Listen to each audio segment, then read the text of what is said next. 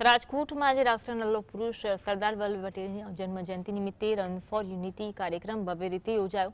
Cabinet મંત્રી કુંવરજી બાવળિયાએ નિવેદન સામે આવ્યું, જેમાં તેમણે જણાવ્યું કે અમારા વિસ્તારમાં પણ વરસાદને કારણે પાકને નુકસાન થયું છે અને હું આજે મત વિસ્તારમાં જઈ સ્થિતિનો તાગ મેળવીશ।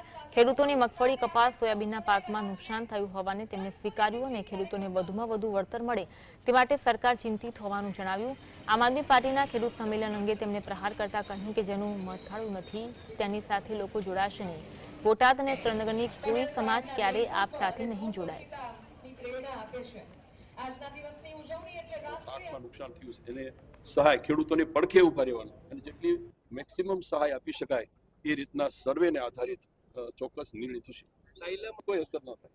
અમારા સુરેન્દ્રનગર જિલ્લાના અને અમારા બોટાદ થોડા ઘણા જે ગેરમાર્ગે દોરાયા હતા અમારા સમાજના લોકો, એમને પણ ખ્યાલ આવ્યો કે જેનું મથાળું જ નથી તો તેની પાછળ ચાલવાથી કોઈ ફાયદો નથી। એટલે એમાં કોઈ આપવાળા કોઈ મિત્રો ત્યાં ફર્યા કરે એના કોઈ અસર ગુજરાતમાં અને ખાસ કરીને અમારા સમાજમાં થવાની નથી।